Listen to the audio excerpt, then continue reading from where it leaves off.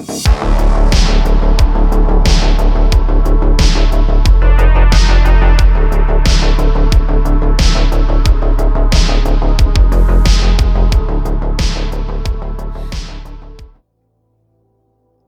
right, so maybe if you've listened to this show before or not, doesn't matter either way, you would know that I personally, and I'll just remain a conscientious objector at this point, have some serious issues with the company of Amazon. I think they've had these overarching, undeniable impacts on society that are not only cultural, but also economical, and it's reaching far deeper into the fabric of society psyche than we can imagine. Now, I know that everyone loves the what would that say, convenience of getting anything they want ordered to their door, but that is precisely my problem, is that convenience and the issues that it's given us. I won't go too deeply into it now. I'll save that a little bit for later. But before we get going, I just wanted to say, Tyson, what do you think about Amazon? What are some first thoughts about Amazon? Pretend you didn't hear me say anything just now. What do you think? I do appreciate that they've made buying stuff online really easily. Like, it seems like they were the catalyst for bringing commerce online, and I will raise my hand and say, among the first people to really appreciate like delivery of consumer goods to my house. But I think there's something nefarious, and I think we're going to explore some of those nefarious things. All right. It's very possible. So I'll just keep it off really simple for those who aren't aware. It's hard to believe, and maybe I'm showing how old I am. I can, for a time, remember when Amazon first became accessible on dial-up for AOL. This was around 95, 96, and then the company went public in 97. And most people would know that it started as just a humble book sales website where there were no issues, and it was a place to mediate a really simple book buying, publishing, and purchasing process for writers, publishers, and buyers, readers all around. And it was connecting these groups together in ways that obviously your bookstore down the street never could, or your, let's say, romance novel book club never could. And it's actually not too far off from this beginnings as a book company, where you can start to see some of the mannerisms that Amazon has always had. And these mannerisms are a pulse through their company that's there to this day. And that all started with, there could have been a lot other more catalysts, but plainly the one that stuck out to me when I was doing my homework on the subject is called the Gazelle Project. Do you know what the Gazelle Project is, Tyson? No. What is it? Yeah. So you know that gazelles are these meek animals that are usually set up to be prey by cheetah or faster animals. If you've ever seen Animal Planet, you just see some disgusting post-hunt of a gazelle's bones sticking out. You know what I mean? You know what's funny? Whenever I see National Geographic, no matter if it's like a cheetah or a lion or like an eagle, the animal that they're always killing is a gazelle. They're like built to be killed. They can't help it. Yeah. So the purpose of this Gazelle Project, and it'll start to sound really familiar to you as I speak it out, because it's a current that goes through a lot of their business practices now, like I said, is that the original idea was that these book publishers would get in bed with Amazon, do business with Amazon, so their books reached a wide audience. So Amazon's number one catch that they use is that they're all about customer experience. That's what they focus on, customer experience, which is code word for they reach as many people as they possibly can over as wide of a span as they can. They have outrageous length of reach with how they can present the items on their website, and in this case, books. So what publishers do is they have access with Amazon to show their book to countless people that they never could have before. And the Amazon website collates it across, hundreds and hundreds and thousands, I mean, millions of people possibly at that point. And Amazon, what they did was they found the publishers that they worked best with, and the publishers that they did not work best with, who were not able to produce the books that they needed for their website at the rate that Amazon was comfortable with, which is usually undercutting. They regarded these publishers as gazelles for them to be choked out, to be choked out and killed and hunted like cheetah. And this was an actual corporate initiative that they had within these projects, is that if you were a publisher that couldn't keep up with the undercut prices for your books on Amazon's website, they would choke you out and try and find ways to either prevent you from being the publisher of that book anymore, get the rights to that book, and find someone who will publish it for the extremely low prices that Amazon's able to deliver them on.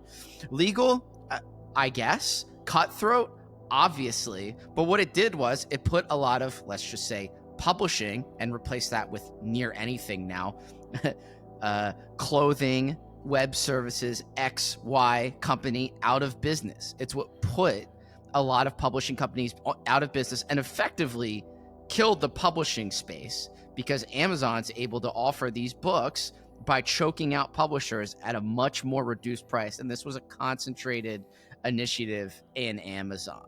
So you can see this in effect all across the board now. And Amazon's favorite practice to do is to stagger growth of industries by disrupting them and undercutting the competition and offering products, whether they be better quality or not, usually not, at a much lower price. They've done it with Etsy, but first, before they even got there to other online spaces, you think about shopping malls, Macy's, Kohl's, locations like that. These are places that have been gone out of business because they're massively undercut by Amazon. But, we can get into the psychology of it later. I blame the consumer for this, because they're going to turn around and say, well, we just want stuff as cheaply as possible and we don't care how we get it. Well, to me, there are ramifications for that, and we've seen those ramifications. So what do you think of the Gazelle project and the nature of the Gazelle at Amazon? Have you seen that? I think it just shows an insane amount of disrespect that Amazon has for the industry that they get involved with. Like, it's one thing that you're going to disrupt the book industry, but to show it the amount of disrespect, to actively choke out participants in it. It's like, okay, well, it shows that Bezos, you don't really care about the books in itself. You just see them as a means to an end to get rich, right? Yeah, it's true. And I tell you, they've taken this model and grown it across multiple industries, where you would wonder, okay, I get that they're undercutting the competition, but how is that producing growth for them if they're selling a lot of their products at a loss?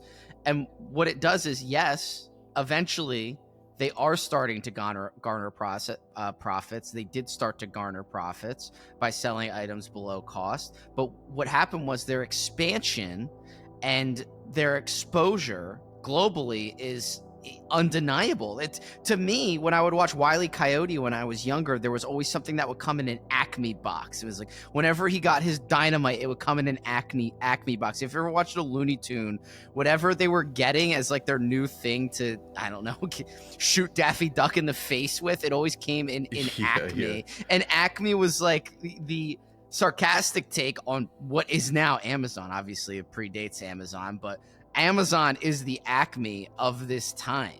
And we seem to be all right with this megalomaniac monopoly corporation that's it's the grim reaper of industry. It's killed a lot of retail commercial real estate. It's killed a lot of it's killed a lot of, let's just say, small shop e-commerce, and it's even coming for bigger boy websites like Etsy. It's tried to disrupt the streaming space. It's tried to do a lot of other things. And the reason it's able to do that is because it offers lower prices, and it's able to get along on growth and reinvestment of the money that the company does make to just give itself more expansion and have an even wider reach. And we as consumers seem to be all right with that. We seem to just be able to take a seat and say, hey, I don't know why we're having issues with affordability all around us. Oh, well, I'm just going to keep buying items from Amazon. It's sort of like most businesses, they subsist on selling products for a profit and so on, or services for a profit. It's almost like Amazon, their business model is, oh, let's just destroy and disrupt an industry for a profit. Like that's their model.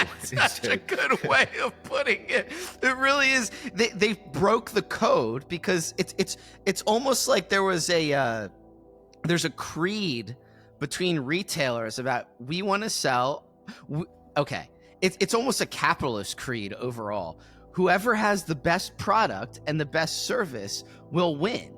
And Amazon took that and went sideways with it in a lateral moment. It's not about them having the best product. It's they're finding the best way to have the most customer-centric service, and the product is almost secondary in a way. It's more about the price that people are getting it for. And it's this new way of looking at business that I don't think was the intent of free market practice. And we've certainly taken advantage of it as consumers. We've chewed it up and spit it out, and we don't care what we're leaving behind us. So, I mean, I thought it was interesting. They tried to do it for one day, and this is just spitting in companies' faces. There was, I was reading about it, it was in 2011. I can't remember when it actually happened, but they were going to have a discount day where you could go to your local store and scan an item with a barcode. And whenever item you scanned, if Amazon had it, you could buy it off Amazon's website for 5% less of whatever it is in the store. Wow. So this is almost, I don't know if it ever got off the ground or not. It was intended to be used with this price check app that was rolled out at the time. And it ended up coming and going very quickly. And it's funny that you could read articles about it where people were excited. They said, Amazon rolls it. I'm like, do you not see exactly what this is doing?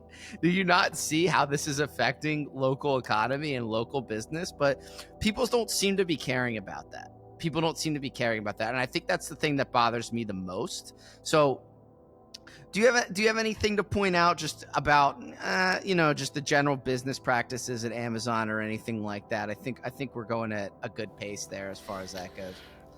I did notice something interesting when I was thinking about Amazon. Their whole business model in their early stages could be characterized as them cannibalizing the retail industry and destroying the mom and pop shop. And they've done that, right?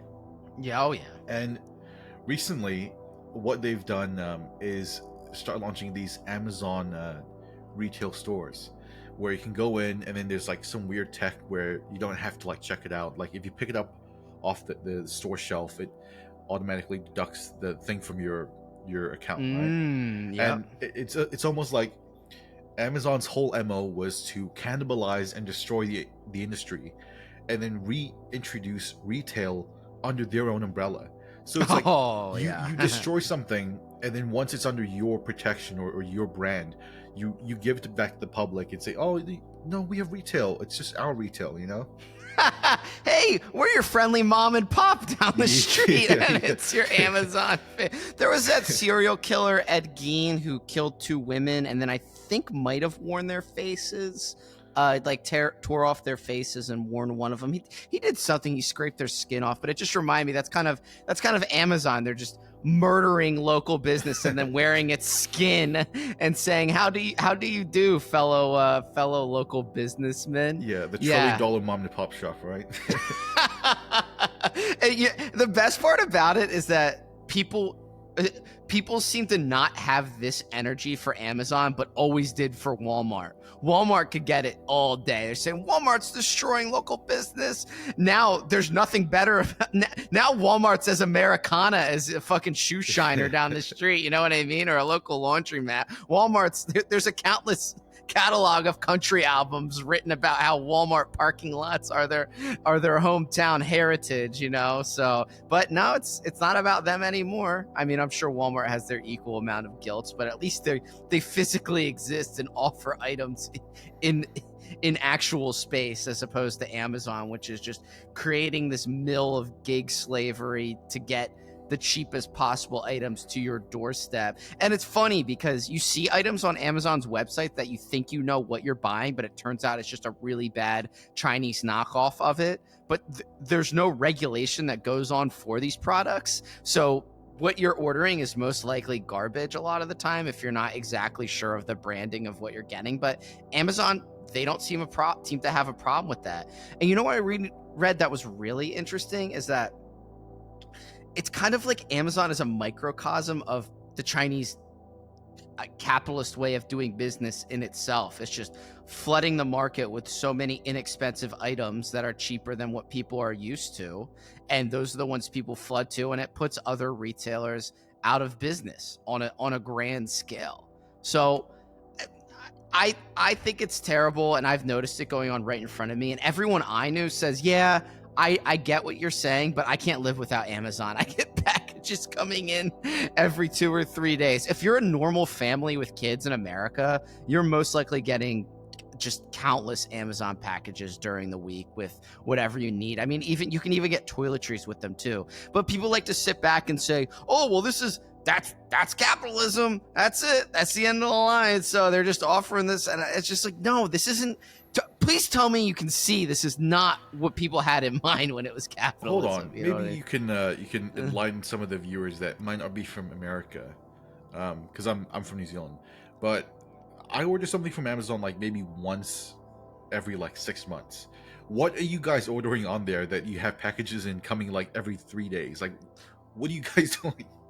Literally every single thing you can possibly imagine that people used to get anywhere else, to the point where if you need toothbrush and toothpaste, you get it off of Amazon. Really? You guys are buying toothbrushes off Amazon? Jesus. Yes, every little thing. God. And the best part, well, the worst part about it is during COVID, it was completely exasperated. I mean, it just went, it hit such a zenith in online buying. Amazon didn't need to shut down.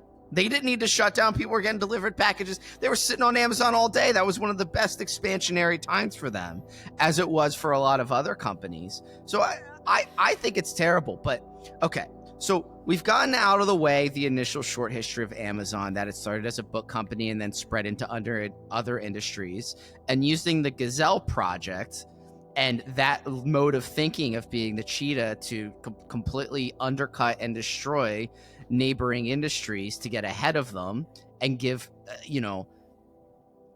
publishing, giving exposures the most value that they give to, let's just say, widget publishers or widget producers for their website at no true profit, well, eventual profit to Amazon, but it wasn't at the time. And this economic impact is being felt across the board with closings in local business, and it's not even local, and just broader regional businesses too are just suffering from the fact that everyone would rather get underpriced items from Amazon.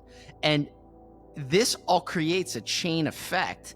And the meat of what I'm getting at here is that, yes, it's killed us economically in a way where we're becoming reliant on Amazon. But the main thing is to me, when you think of the downtown in your local city in America, and I don't know what it's like in New Zealand where you are, I'm sure you have local downtowns. The heart of downtowns in cities are local businesses. It's a laundromat, it's a barber, it's, I don't know, a shoe place, a clothing store, a suit place where you can get a suit. These are all at the heart of local economy, and people would drive their cars to these places, see their friends, maybe get lunch, go shopping together, walk down these main drags in these small towns, which most towns have, and then that would be a way of fostering culture and togetherness in community. Because of people ordering items online 24/7, we don't have that anymore, and we've lost a piece of community that I fear will never be back because we lost small business. And I think small business was really at the heart of local communities, small towns, let's just say not as active states that have like, we'll just say like Midwestern cities or something like that. But even then, you want to talk about major cities within the United States, they barely have shopping downtowns these days anymore either.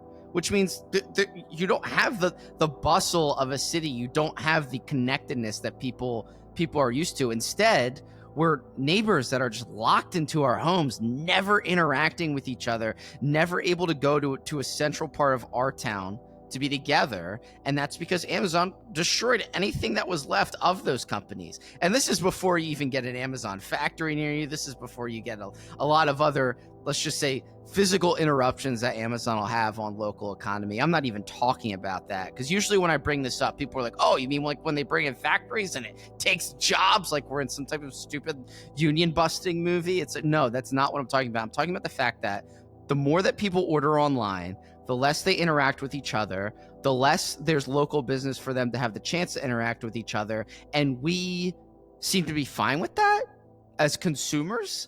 I don't understand why we're okay with letting that go. So we'll scream about the beyond reproach beauty and perfection of capitalism, but also complain about how we have such a lack of connectedness as communities, and not see how the two are connected with each other. And they are connected together inextricably. We used to have thriving capital and thriving downtowns because those two things were linked, which created thriving businesses and communities and families that were able to interact with each other more than looking on their Ring doorbell and ordering their Amazon package delivery driver where to leave the package. So do I sound insane with what I'm saying? Is it not as bad as I think? Because it feels like it is. You made a good case for cultural decimation, really. Yeah. But here's another potentially interesting aspect that you might not have thought about. Okay. You made a case for cultural decimation, but have you thought about Amazon's effect and how it's done spiritual decimation? No, enlighten me, please. So I think it's safe to say that when you're doing labor or when you're working, if you can see the fruits of your labor, you are far more connected and enthusiastic about your labor, right? Okay, yes, of course. So when you have Amazon coming in and destroying all these mom and pop businesses, you have essentially something coming in and destroying and separating people from work that is objectively really, really closely tied to their labor. Where think about it, if you're a mom and pop shop and you work really hard, you can see the fruits of your labor by, your shop becomes nicer if you do decoration work. If you sell like lots of items, you get more money, you see smiles on people's faces. But if Amazon comes over and takes over all these mom and pop shops, they have to go somewhere else. They have to work for corporations. They have to work for a large company where, if they're an accountant and they're pushing papers all day, I would wager that these people that become accountants instead of like working mom and pop shops, they could push like 1 million papers and they wouldn't really see the effects of their labor. They feel disconnected from their work and they feel a disconnect from society as a result of that. And I think that's another effect that Amazon has introduced as well.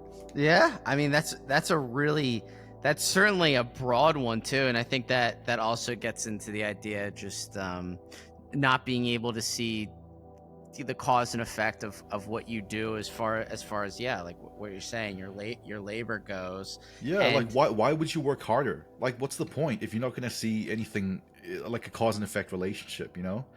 It sort of explains like why there's so many despondent people and people in despair these days, Well, that does tie in, if you want to talk about despondent people, that's the army and the working conditions that the gig economy, which Amazon is partially responsible for, in turn with companies like, let's just say maybe Uber Eats, which I know you're a huge fan of from time to time. I know it's been a little while for you, but imagine you're working in an Amazon warehouse, or you're an Amazon delivery driver, or let's say you're working in Amazon supply chain logistics. What do you really are able to comfortably look at yourself and what you're doing and think that paycheck means something, that you're meaningfully contributing to the world in a way that's fulfilling for you by working at Amazon and delivering packages to people's doors for the largest corporation in one of the largest corporations in the entire world? That's just you drive by a bunch of closed for lease office retail buildings and say, oh well, anyways, here's your Amazon package, ma'am. It's like you don't see the connection between those two things, and I think we refuse to see that connection. I think we know that is a problem, and we know there's no way to come back from it, but we don't want to acknowledge that. We just want to sit around and say, oh yeah, cities aren't the same way they used to be. Anyways, one click Amazon, my toothbrush. Okay, here it comes. Yay. And it's like, and then we gotta fight for the good old Americans, blah, blah, blah. And then you just go and order from Amazon. You just go and order things from to the door, not even think twice about it. So yeah, I do. Yes, I think it's a cultural, spiritual, economic death that Amazon. It's a grim reaper. It's a grim reaper. It's a blanket that's covering us, and we just seem to be letting that go. You know, it's sort of like the entire Western populace has internalized this sense of like entropy. You get what I mean? Like Amazon, in a way. Okay. Amazon and the activities that they do, it's sort of like the end point of globalization. You know, you have like all these, in the past you had all these like miniature stores and small businesses, and they all conglomerate into like one big giant monopoly that effectively controls and ships all these products together.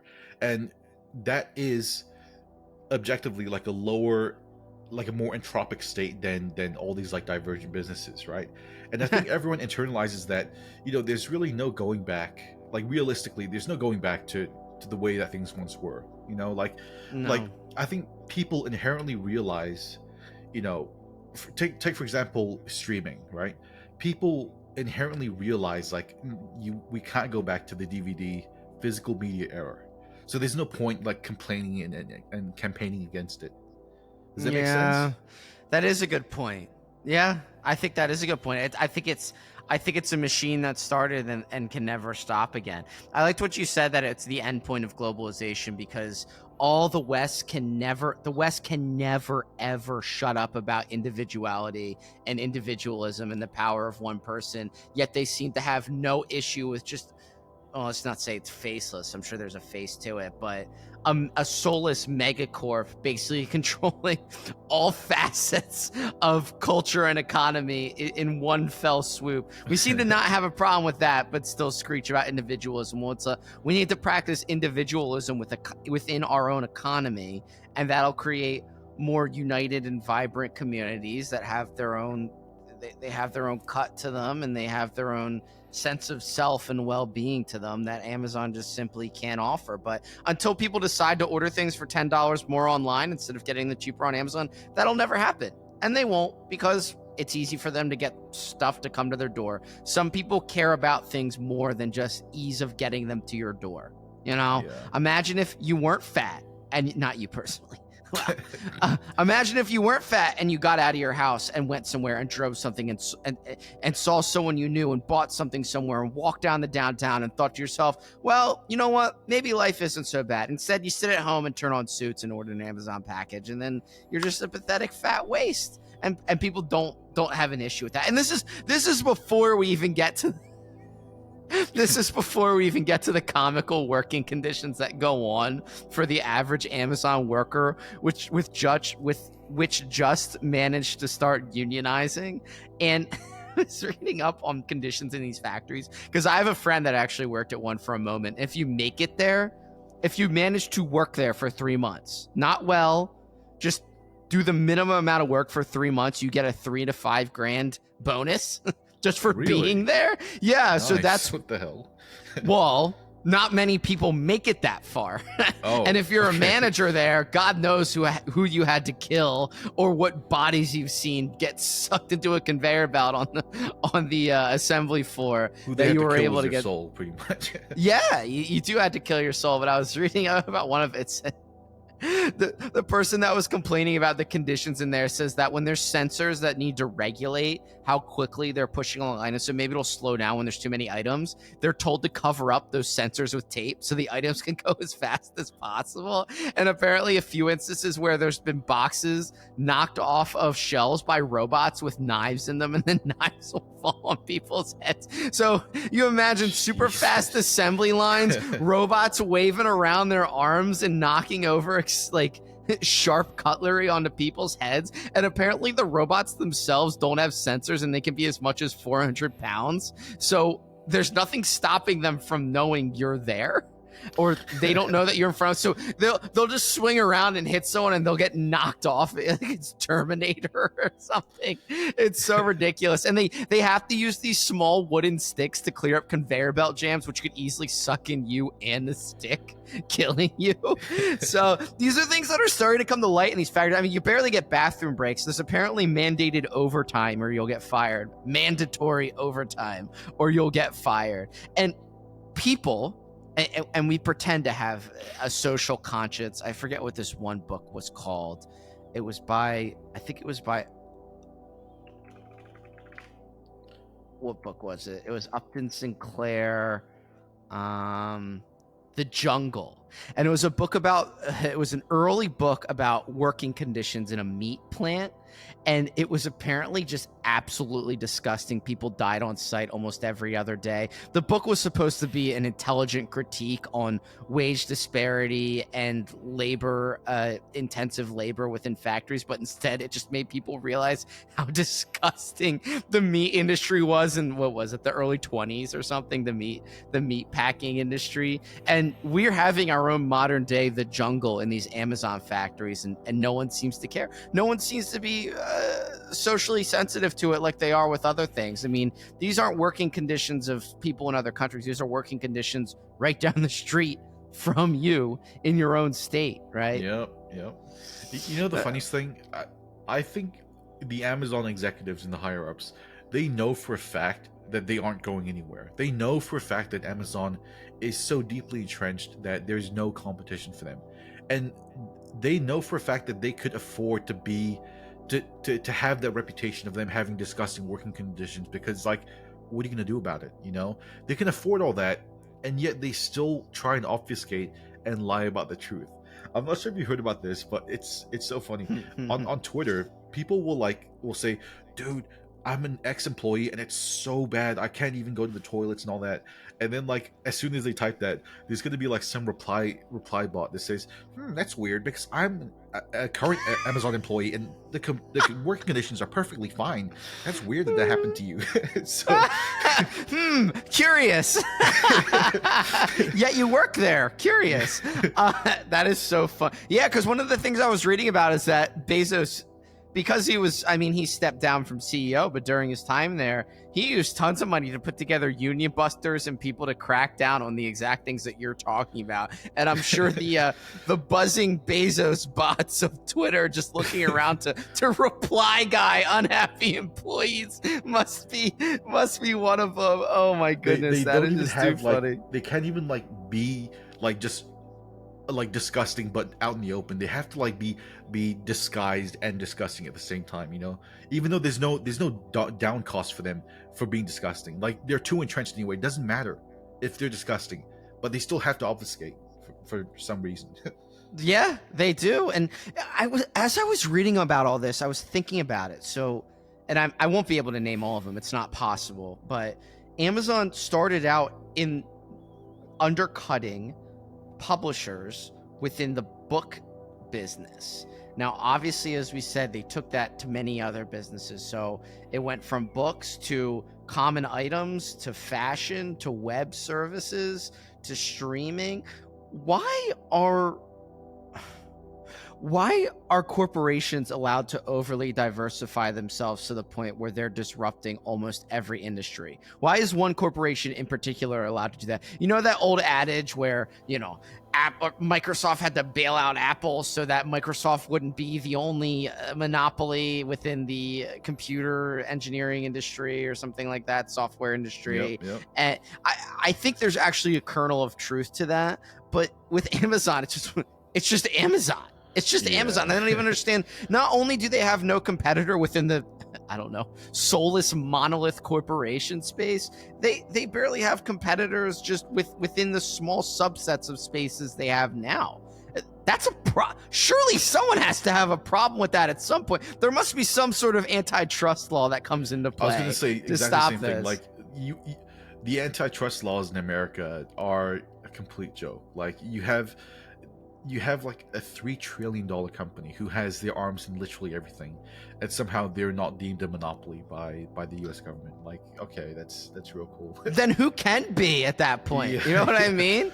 Like, who can be? It's unbelievable, and I'm just sick of it. And again, you know, you can talk about whatever you want from a corporate perspective of their misgivings or their issues or anything that people might have, you know, the typical stuff about corporate. Oh, they don't treat their employees well, this, that, and the other. But this is far more than just dangerous factories and long hours. This is about the control of the economic sphere within people's lives on a local level. And they are not only letting it happen, they're proactively making it happen.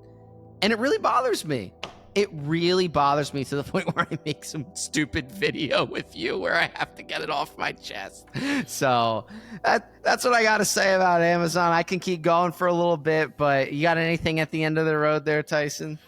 No, I think you paint a pretty a dark future. So I think I better just enjoy the gilded age that we have left outside of America, you know, because people are still going to mom and pop shops over here. So I think I'm gonna enjoy it while it lasts.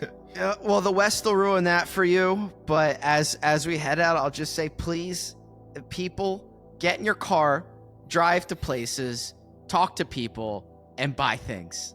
Thank you.